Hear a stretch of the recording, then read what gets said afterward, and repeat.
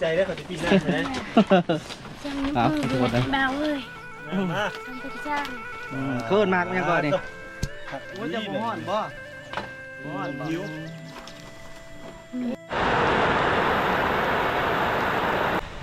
เป็นอะไรข้อมูลเช็คตัวในคนตก พักแล้ว คัก คิดเลย โอ้แม่นี่โดนเลย ตาโร เพื่อนซานเพิ่นชีเอาใหม่ตัวเรียนลำทุกคนเห็นบ่ ไม่ได้ไปให้เหรอ ทางหลังในกระพู ปากเสียงนี้เนาะต้อง ผู้สาวบ่ ใส่ตัวงามแท้อีล่ะ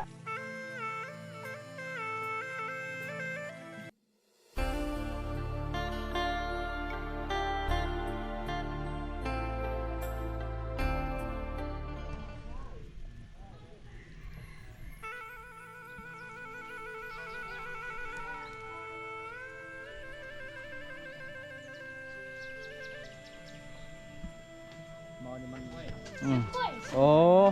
เราไปเอากระโต๊ะก็ขึ้นไปกินแล้วได้เนาะเด็กทุกคนเลยเฉพาะเราปิดหลังใช่ไหม เขาบอกเราจะกินหนาที่เจ้า เนาะนะ ปิดลังไปคอย เนาะเราเห็นผู้เฒ่าก็ พูดถึงใจได้เขาจะปีหน้าใช่ไหม ครับทุกคนเลย เบาเลย มา ทำไปจ้าง เคลื่อนมากยังก่อนนี่ ว่าจะบ่ฮ้อนบ่ฮ้อนหิว โอ้ยหอยแบกเด้น้ำลายไหลแล้ว แต่เสียบ ไม่ เนาะ แบกจะจ่ายอะ ว้ายเนี่ยตะไว้ ทางก้อนล่ะ เนี่ยเจียดไว้ มาเด้อมาเด้อกินเมียเลย น่าจุก มาได้กินน้ำกันเด้อแซ่บเนาะ กินน้ำซาวมันมัน เก็บผู้สาวมันเนาะ มันจะเข้มนะ เอาทุกคนลองกินบึเรื่องผู้สาวเห็ดคือสิแซ่บจะดอก เก็บไก่บ่ อันนี้ ธรรมดามาของเจ้าเราเอาตัวนี้ บ้า กัดบาดเดียวเลย เนาะ กัดบาดเดียวโลดเจ้า อมยำแล้วเนาะ กวาบเลย น้ำลายไหลคนดูน้ำลายเหรอลูกกินก้นเจ้าเหื่อนนี่ เจียวขิงครับบอก ตรงตัว ซัมมาพูยูเฮิน ฮะ ถามตรงประเด็นจุดสมัครแอป ใส่แล้วโอ้ยนี่ รถบ่เป็นยังเฮาเห็นหน้ากันแล้ว ต้นรถ ชื่ออะไรก่อน สุกล้วย สาวกล้วยเจ้าได้ชื่ออะไรจ้ะ เอาสุกล้วย ผู้นี้เลย กล้วยเบิดสองเอ้ย เติ นะ มเติมตา ตื้อตาตื้อตาบ่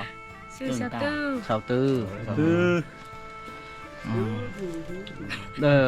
กูวันหา แบบเชียงตู่เนาะ มวนได้กับเป็นเนาะแมน ก็ขึ้นผู้บ่าวมาลินหลายบอกขึ้น หลาย หลายเลยเนาะ เอากินได้ง่ายนะแจวหัวขาทุกคนเลย มาที่เปลี่ยนนะ แปลก เปลี่ยน อาจารย์เพิ่นมักผ่า เราบริมักไหมมักอันนี้มัน กินสม อ้าวกินเก็บหนึ่งเลยพ่อได้ก่อนเนี่ยว่าเป็นกินกระเพื่องเดียวจบขอบใจเด้อ เฮาก็ไม่ชิหอมนี่ว่าเรื่องสมนี่แวะทุกบอล เอาจบเอา นางตะหมอบ เอาตักทายสบายดีกันอีกทีหนึ่งทุกคนเลยการยังอยู่บ้านอาณาควายแม่ปวยซะเมืองบุรพาแขวงขมวนกะตอนนี้เฮากะกำลังสีให้ทุกคนมาเบิ่งอีกหมู่บ้านหนึ่งที่ต่อจากบ้านตัวนั้นแหละทุกคนเลยอันนี้ก็ถือว่าห่างจากบ้านนะก็บ่ไกลปานใดบ้านควายแม่ตัวที่หนึ่งเป็นบ้านตัวที่สองบ้านนี้ก็หลังจากกินสมกับน้องๆพอแล้วเขาชิมาเลาะเบิ่งต่อ คุ้มตัวนี้เลยเป็นคุ้มระเบิดได้แต่เข้าสงครามทุกคนเลยบนทีมลงมาแต่ยนต์ก็เช็ดให้พื้นดินมีความเสียหายมันลุบลงกระไรปีก็ยังมีห้องห้อยอยู่หมู่บ้านเพิ่นกันนี่แหละเฮือนชาติลานแปดเพิ่นทุกคนเลยแล้วนี่ก็งัวเพิ่นกระปอยเป็นนี่แหละทุกคนเลยยามเนี่ยกาเฮือนเพิ่นนี่ก็คือเห็นนี่แหละเฮ็ดด้วยไม้พางทั้งหมดบ่ใช่มุงหลังกระชีใส่พยุกมาบางแล้วในก็บางเฮือนบางหลังกระเป้เพ่บ่ใช่อ้อมด้วยผู้ผาปลาดงในบ้านเพิ่นเด้ก ก็อยู่กับเบาตุกวิธีเล่าคือเก่าแล้วก็มีพ่อชีหอมโอ้โอ้ หัวถังน้ำมันยนต์ทุกคนเลยแต่เข้าสงครามมาละแมน มันยนต์หมดนี่แม่นป่ะ โอ้นี่เด้นี่ ว่าเลยแหละนี่ โอ้พี่ทุกคนเลย แท้เลยยังรู้ ถือว่าเพิ่นก็สิเก็บเอาพวกเศษซากของระเบิดแต่ข้าวก่อนมาประยุกต์ใช้เป็นเครื่องใช้เพิ่นได้ นี่ มันชวน อันนี้ ตา ก็ โร่ เครื่องซานเพิ่นสิเอาไม้ต้นเลียลำทุกคนเห็นบ่ ไม่ได้ไปให้เหรอ ตั้งหลังในกระพู้ ตั้งเพียงนี้เนาะตั้ง ฮะผู้สาวบ่ ใส่ตัวงานแทนละ อืม ไม่ได้ไปเรียนป่ะไปเบิ่งเรียน เบิ่ง ไปเรียนเลย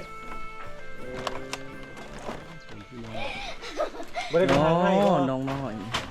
อยู่เงินเนาะ เข้า ตา เฮื ส อน ติ๊กแล้วเนาะ พ่อแม่ไปใช้ ต่อไปเพิ่นนี่สิเฮ็ดอยู่ในเฮือนเราได้ทุกคนเด้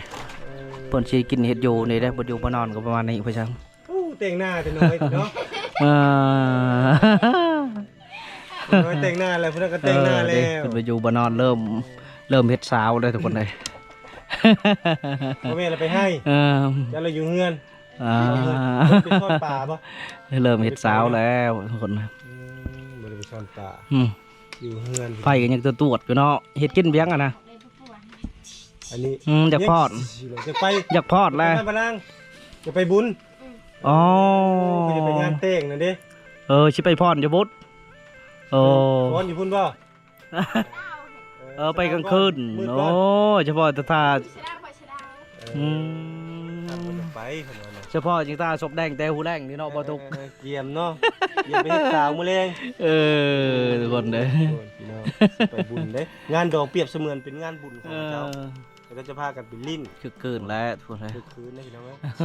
นี่คือทางด้านในต้องขออนุญาตเจ้าของเฮือนเพิ่นเนาะเจ้าของเฮือนเพิ่นก็อยู่อันนี้คือทางด้านในของเฮือนเพิ่น แมน ก็สิประมาณทางด้านเทิงก็จะมีเขาเรียกว่าการนับถือพีของเขาเจ้าเนี่ยอยู่ทางด้านเทิงจะมีหิ้งมีหยังเนาะคนที่เจ้ากระท่องมันอย่างต่าง ยิ้ม ๆอ้าวขอบใจเด้อ เอาไปก่อนอันนี้เป็นเฮือนเบาๆใจหรือว่าเป็นบอลอยู่ไพ่ป่ะ บ่แม่นอยู่ไฟบ่ดีกัน เฮือนเนาะ บ่ขึ้นก็เล่าเข้า อาจจะเป็นเฮือนว่าซั่น เพื่อนผมมีสาม อ๋อเพิ่นนี่ก็สิไปให้แล้วนี่ ขยะกันได้ก็ดี แมน คัดไล่เรียบร้อยแม่นแล้ว หลอกเนาะ ล็อกเลย หลอกเรียบร้อยพ่อจ้ามุ่งด้วยใบเคาะ คนบอกไม่ตานผู้เดียว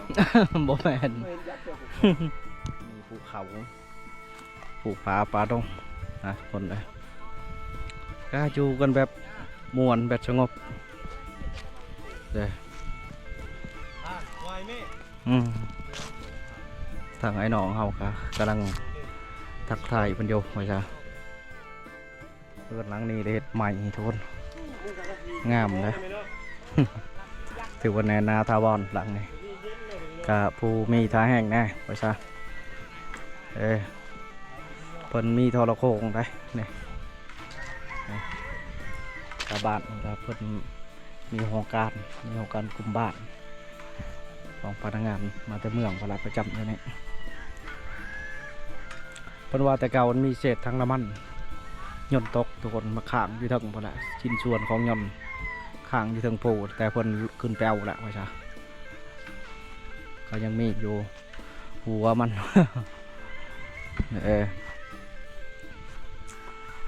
ก็หมู่บ้านนี่ครับม่วนทุกคนเลยผู้สาวแถวชนบทนี่น้อยนี่เขาเริ่มเฮ็ดสาวกันแล้วนะประมาณ16-15นี่เริ่มแล้วเอาผัวแล้วพ่อชาเพราะว่าเขาเริ่มเจ็บกันแต่น้อยพ่อชาเพิ่นรู้จักความม่วน เด้อันนี้เป็นน้ำลิ้นที่น้ำไหลมาจากผู้ตอนแรกๆมาเพิ่นก็สิมาเอาน้ำอยู่นี่นะทุกคนเป็นน้ำลิ้นนะเอาน้ำนี่ไปใส่ไปกินนะพ่อชาตัวนี้แล้วแม่เหล่าเข่านะทุกคนเหล่าเข่าบักใหญ่นะอันนี้เจ้าของเรือนเพิ่นอยู่ในนี้อ้าวจะหมอยอยู่บ่เห็น เห็นแต่ทำหน่อยผู้เดียว อันนี้เป็นเหือดอีกหลังหนึ่งอยู่ในลบนี่แหละทุกคนเลย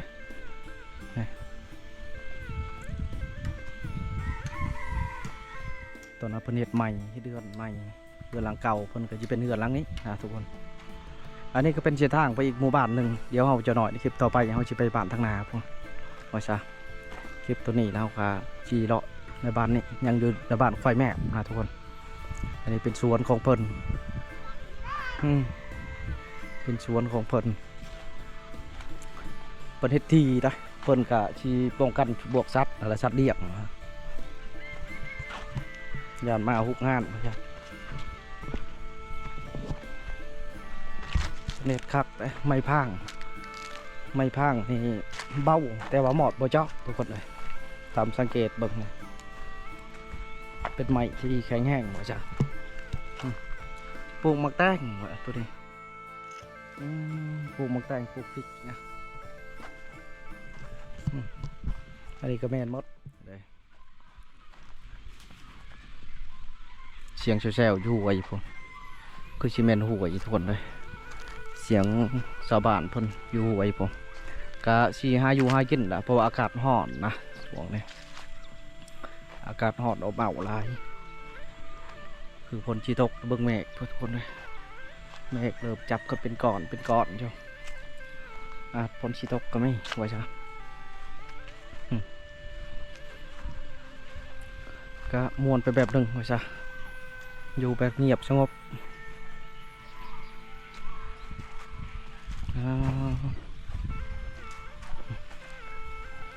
ก็คักกันแบบหนึ่งหมู่บ้านควายแม่เป็นแยกกันเป็น2 ส่วนทุกคนเลยส่วนพุ่นกับภาคพุ่นกับแม่นอีกหมู่บ้านหนึ่งแล้วภาคพี่กับหมู่บ้านหนึ่งก็อยู่กันมีแต่เด็กน้อยทุกคนเลยอยู่เพื่อนส่วนผู้ใหญ่กับผู้ละไปให้ไปสวนละทุกคนเลยเพื่อกระเกี่ยมใส่ช่วงฤดูกาลปลูกผักนะเป็นซุมมาต้นแน่เป็นสลีเป็นเข่าปัจจัยหลักทุกคนเลยเป็นชิปลูกเข่าไว้ซะแถวชนบทพวกนี้ก็ถือว่าใกล้แต่ใกล้ว่าเลยทุกคนเลยเพื่อชิมาหอดไปไว้ซะเราเดินทางมาจากเมืองวิระบุรีจากประทาดนักลาวแลนเข้ามาพี่โอ้ไก่ทุกคนเลยหอดพี่จนตะเวนจิตตกจนจะขับบอกง่ายๆว่าประมาณ4 ชั่วโมง5 ชั่วโมงนะแลนรถมานะเด้อันนี้ก็เป็นของการ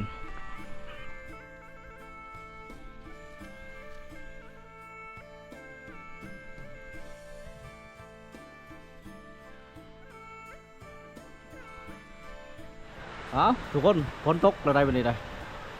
เขาก็กลับถึงงานเขามาดีฝนมาเลยเป็นอะไรข้อมูลซึกตัวนี้ฝนตกคักแล้วโอ้แม่นี่ทุกคนเลยมาไวดีเนาะพอดีมีก็ฟุ้นแห้งข้าวก็มือซ้ำสิกระโจนไพ่เลยเลยน่าจะไม่แห้งนะแต่ว่าพูดข้างมาผมมืดพักนั่งเลยก็ตัวลมพัดรวยอยู่